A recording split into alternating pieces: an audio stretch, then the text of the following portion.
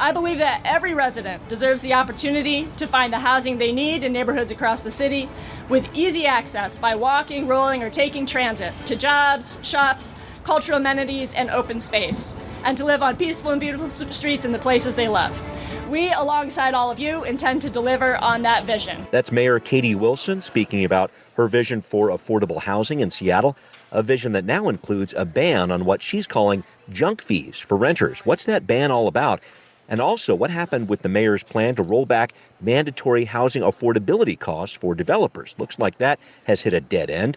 Plus, some details out this week on what a new ballot measure to improve transit in Seattle might look like for voters, with plenty of Seattle City Council members piling on with amendments galore. We are covering these topics and so much more on Seattle News, Views, and Brews this week, your coffee break political podcast. I'm Brian Callanan. I'm a host on the Seattle channel. The views expressed here are mine, and I am with my friend and co-host, David Croman. There he is. David, one last World Cup check-in. Now that the last live match in Seattle is wrapped up, a 4-1 loss for the U.S. team versus Belgium. Very disappointing. I don't want to say the U.S. team killed the vibe, but man, as cool as it was to host that in the city of Seattle, the way they lost that game with so many mistakes, it has left me a little bit down this week. How are you feeling about it? Yeah, I admit, though, I was more kind of enthusiastic about the World Cup as an idea than I was rooting super hard for the team, though, of course, I would have liked to see them do better. I was kind of into the whole thing just as an observer in Seattle and seeing what it meant for the city. So nothing can bring down that vibe. That's right. Conceptual victory achieved. Yeah, I love it. Thank you, David. As always, thanks to our background noise sponsor, City Grind Espresso, on the first floor of City Hall. Thanks to our patrons. Hope you're enjoying the new interface on Patreon. Looking pretty snazzy there. And folks, that's how you connect to this podcast. Become a patron on Patreon. Giving levels start at just $5 a month. You get access to Patrons First podcast. There's one of those coming this week. Plus, you get this cool decal. Check that out. So please head to Patreon and become a paying member. If you're watching online, thanks very much. A shout out to our friends at Converge Media. They help provide that. The video version of the show is on Converge Wednesday nights at 7. All right, let's do this thing. Time for Right Here, Right Now. David, let's start with Mayor Wilson's proposal unveiled this week to deal with so-called junk fees for renters. So we're talking about extra costs like pet fees, mailbox fees that would be tacked onto rent, and they're often not disclosed up front. The City Council is reviewing this idea in its Housing Committee this week, and the staff report cites a 2023 study that shows 89% of renters pay at least one fee on top of their rent. And as we all know, Seattle is a city of renters. More than half of the residents here rent their homes, and nearly half of those renters are rent-burdened, meaning they pay 30% or more of their income on rent. So I'm doing some of the math behind this, David, here, but what would this proposal from the mayor really do? Yeah, I mean, it's basically the way that it's written is it says, here are the fees you can charge, and anything that is not on this list, you are not allowed to charge. And so, most of the fees that are included in the list that they are allowed to charge are probably the most common ones, if you lose your keys or if you're late to pay rent, even some screening fees, so I would say most of the ones that people have encountered probably are not necessarily going to go away. But, in creating this narrow list of fees that are allowed, they have essentially banned things like pet rent, or they would ban things like pet rent or a fee to use the appliances that already exist, or any sort of additional fee to use what should be publicly open common space, or an extra fee if you're paying your rent with a check, that sort of thing. On the one hand, this is sort of couched within her broader affordability agenda. At the same time, even the mayor's office is not making any sort of grand promises that this is going to dramatically make housing that cheaper. Wouldn't they just fold these fees into rent? I mean, I could see that happening. Yeah, and I would say that is probably likely. But, the mayor's office is saying, well, if that does happen, which very well could, then that alone is a positive thing, because the thing that they're trying to crack down on is you see a listing for $2,000 for a place, and then you go there and it turns out it's actually more like $2,200 or whatever because of these extra fees. So they're saying, transparency. Look, even if it does end up in your rent, we think it's a better thing to give people as much information as they need up front to make good decisions about their finances the fees don't allow for. Okay. And what are landlords saying about this? That's always an important part of the conversation. Yeah, I mean, they're basically saying, as one put it to me, that it's another landmine or booby trap. There's a lot of regulations around being a landlord in Seattle. And I think what you hear from a lot of landlords is we aren't the kind of bad guys trying to nickel and dime renters. It's an expensive business to be in, and Yep. we're doing what we think we need to do to make this work. And every time you put in a new regulation, then it makes our job difficult, and it makes it so if we make some honest screw ups or whatever, we don't fully understand all these regulations, we might get popped with a fine. You can look at something like pet rent, that's the one that I heard a lot about, and say, Yeah. we think that there are unique expenses associated with people having pets. Yeah. Even on top of a security deposit or a pet deposit. Yeah. So we think that's a fair fee. The mayor's office disagrees on that. And so, I think the general point we're going to hear from landlords is this is already a difficult and expensive city to do business in, and this doesn't help. Yeah, we'll have to see what happens next with this one. But this is something very interesting that the council is working on right now when it comes to what's happening with these different fees. And I did want to follow up on another land use story that we've been talking about on the podcast. The mayor's plan to roll back MHA fees. These are mandatory housing affordability fees. Looks like this plan has stalled out. Your colleague Heidi Groover wrote about this in the Seattle Times.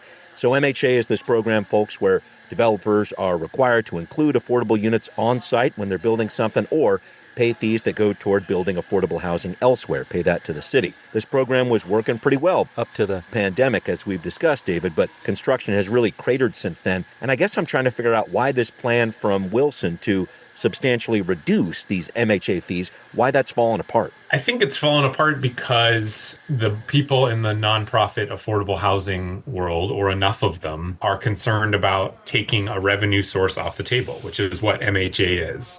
It's been a pretty steady source of funding for affordable housing in the city over the last 7-8 years or so. Right. And I think it's as simple as they think that by removing it, that you are decreasing the amount of revenue that is currently available for affordable housing. And I it's probably as simple as that. I think people on the other side would argue it's much more complicated than that, but I think the opposition just comes from a fear of losing out on funding for affordable housing. Yeah, I get it. At the same time, though, I think you have a lot of these developers are saying, oh, no, here we go. We're going to start a big old Seattle process over this again, because the mayor has said these conversations will continue. We'll see what we can get to here. But when you talk about that, this conversation continuing with affordable housing providers, with more of the for-profit developers out there in the mayor's office, I'm trying to figure out where this goes. Is there a better number they could reach that would help, I don't know, assuage both sides here? I'm just trying to figure out where any sort of conversation or negotiation over this topic might head. Well, I mean, I think it's first important to point out that these negotiations had been going on for months. Yeah, right. People knew about them, but they were sort of quiet. These weren't like public facing. They weren't having public meetings about this. These were right. This sounds more sinister than I intend, but kind of backroom meetings that were going on. Yeah, and just real quick, some of the backstory here.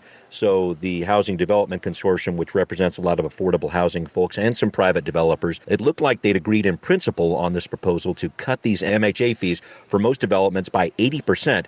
For projects starting construction over the next 2 years, townhomes would receive a 90% fee reduction here. So just adding a little backstory there to this, David. And so, yeah, I mean, where you go from there, I don't know. Because, the people who are in favor of rolling this back are saying, look, the number of permits for residential housing in the city are basically evaporating. And if we're not building anything, then you don't get any new revenue for affordable housing, because, 100% of zero is still zero. Right. And so they're arguing that the reason you need this holiday is to help spur new development. And so then it becomes a math equation of, okay, how much do you need to roll it back by to actually, A, create new development, and B, make that number that comes in from MHA something sort of close to what is coming in now, or at least what would come in as compared to not doing this holiday. Yeah.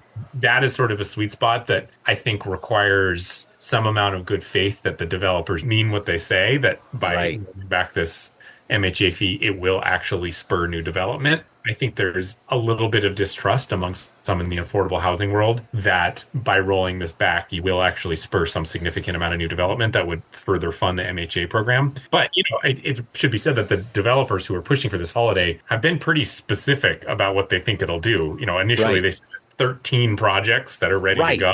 They had a kind of bigger list of more like 30 projects. And, that was clearly their strategy to try and show that hey, we're not just making this up. We Yeah, think like that these are shovel ready and like these ready are, to go. Yeah. and there was a good point in, I think it actually might have been Erica's Burnett's story that Emily Thompson, who's kind of big in the affordable housing development world, was making, that you're seeing a lot of corrections in the permitting process of Seattle Mm, that mm, which would suggest that basically these are totally permitted, but they need to come up with some reason to delay to try and get the finances to work. And so it's mm. pretty clear that they're looking for little ticky-tacky things that need, quote, corrections, just so they can Ah, actually intentionally drag out the permitting process a little bit oh on boy. hopes that in some time in the next year or two, the finances improve a little bit, and then they can say, okay, we're ready to go. Because if you say, hey, we've got all these permits, but we can't build, then you risk sort of losing the expiration date on those permits. So anyway, there is evidence that it is true that the rolling back the MHA fee would have spurred new development.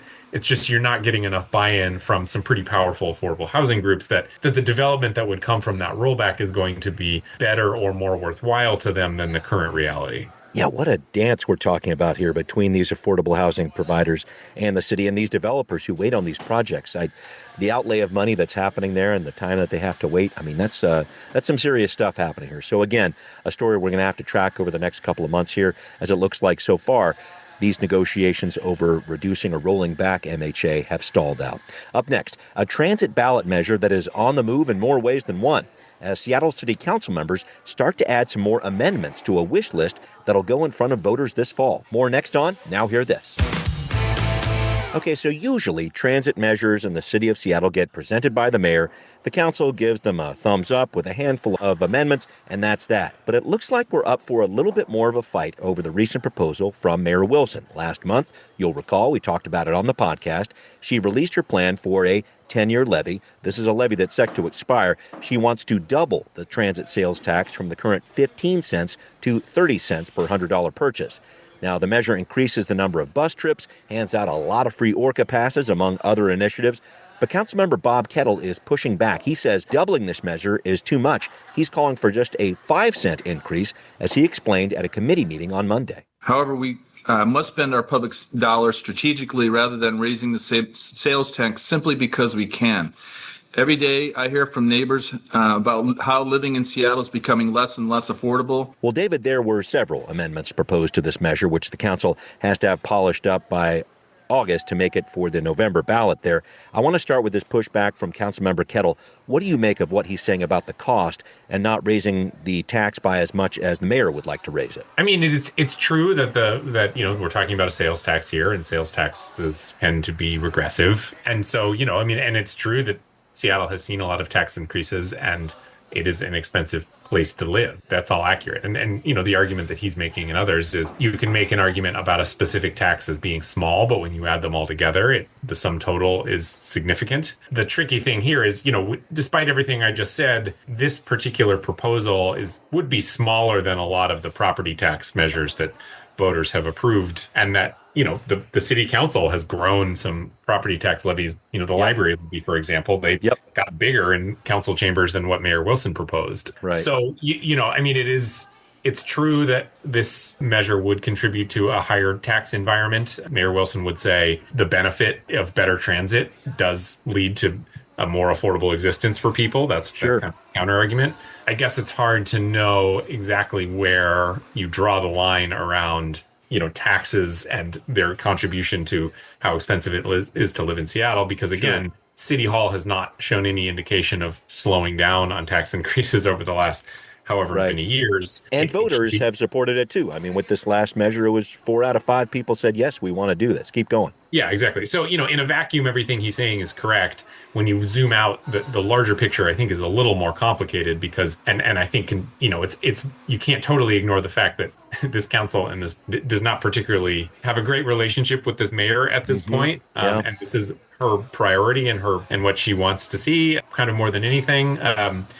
And so you have to think that may have some part to play here. But until City Hall is doing this to every measure that comes before them, it's hard to take them totally at face value. Yeah. They are 100% committed to, smaller tax burdens. Yeah, no, that's a very good point there. And I know that there are some different measures out there that are going to come up in the budget that Councilmember Kettle is going to fight over. So here we go. There's a ton happening there. I did want to talk about some of the other amendments in the mix, and there are a ton of them.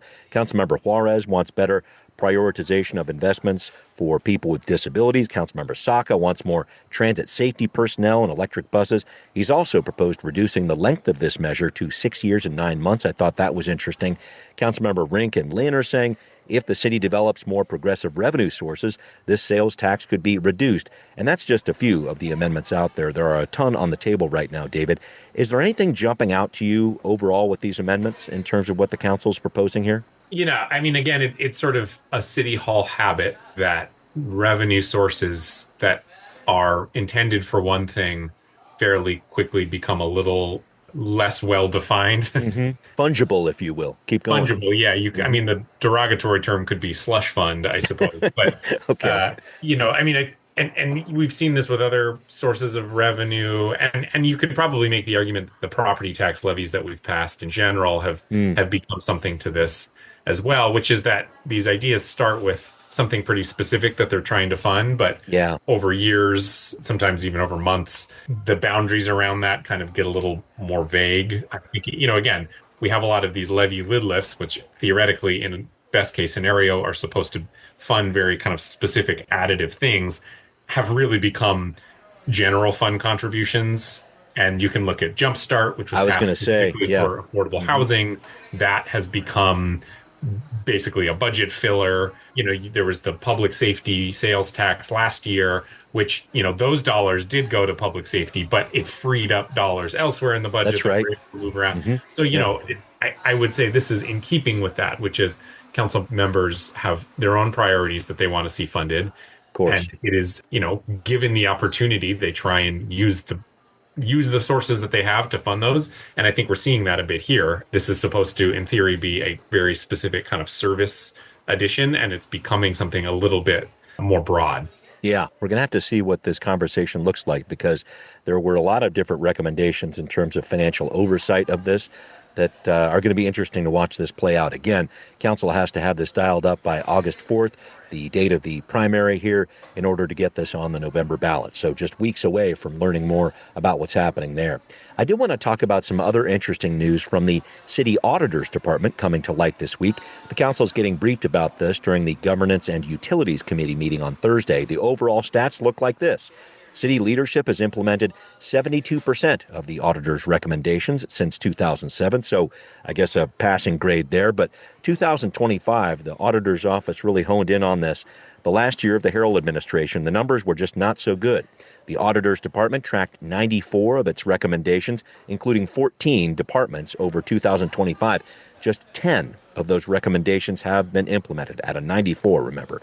So the audits that are still left in pending mode, a project on park restroom cleanliness, making city permitting more efficient, a study of gun violence. None of those recommendations were taken up. Just a few examples there. David, I wanted to look big picture at this. What does this mean when city leadership is not following through on these recommendations from audits that city leadership requested? What does that say? Yeah, I mean that there's probably a lot of inertia and then also churn in City Hall. In terms of leadership and priorities, et cetera? In their presentation, particularly on the public safety piece, the auditor's office pointed out that, there have been, in the last 10 years, 7 different mayors and something like 9 different police chiefs. So I think that probably has something to do with it. It's clear that the Harrell administration was not particularly focused on these in their last year of their last term. Yeah. I mean, the cynic in me says they were kind of running a political campaign out of that office by hosting press conferences every other day. Right. And perhaps they could have been using that time addressing some of these audits. But I do think that really it probably just comes down to, you've got a whole new administration in who's hasn't picked up that work. And the second a mayor becomes a lame duck, they're not going to sort of put a lot of work into pushing forward, implementing recommendations that they know they're probably not going to finish and are just going to pass off to the person that just beat them. Yeah, no, it's really important to point out, and I always come back to this, but Seattle has not had a 2-term mayor since Greg Nichols from 2002 to 2009. And this, especially with these public safety issues here, these are really come up time and time again. Let's do the emphasis patrols at 23rd and Jackson. We're seeing that happening right now. Let's make sure that we're doing a better job on Aurora Avenue North. I mean, here we come with these issues again, which have been around for decades, folks. It's important to point that out. And I guess it just underscores to me how difficult it is, I guess, to coordinate public safety issues specifically between different administrations. What does that say to you? Those public safety pieces are really something that the auditor's report was harping on here. Well, yeah, and I think even if the two administrations come out somewhere similar on an issue, the new one understandably wants to do a review and make sure that they agree the direction that staff are taking something. And I know that Chief Barnes has carried over from one administration to the other, but an underrated part of having a new mayor is all of the new leadership at all the departments. Yeah. And that just that takes a lot of time to get used to. And the new mayor, I'm thinking of AI policies, for example. Right. That was something that basically today looks pretty similar to what Mayor Harrell had proposed, but Mayor Wilson paused it for a couple months because she wanted to understand what had been enacted and decide whether or not she supported it. So makes sense. Multiply that many times over, and suddenly you're looking at 6 months to a year, maybe more, of just kind of new orientation, getting a sense for where things stand, and trying to decide if that's the path forward that the new administration wants to take.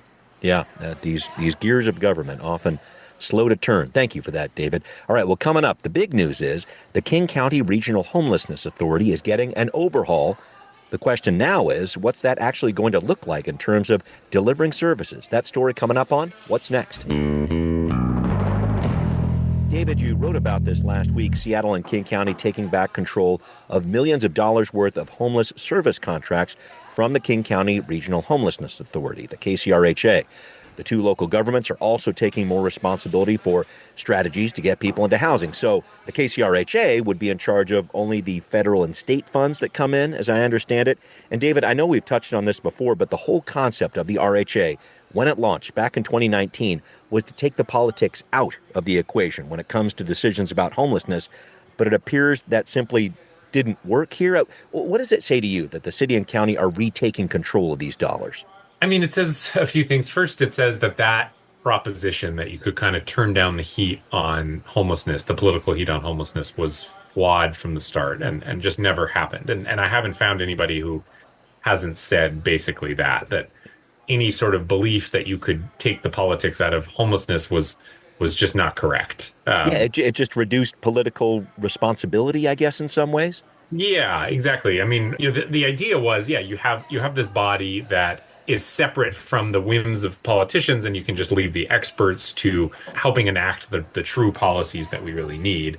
On the one hand, that vision never really was implemented because it was changed so that politicians did, in fact, have a role in it. But then also, you could quibble with whether that was ever wise. And what we heard from Mayor Wilson last week was basically, no, that shouldn't be how things are. Homelessness has been the number one issue for people for many years running. It doesn't make sense for the mayor and the executive of Seattle and King County to not bear ultimate political responsibility for that task. And, I think in a more kind of reductive way, what is saying is, I have an agenda, I have an approach that I think we should be taking to tackle homelessness.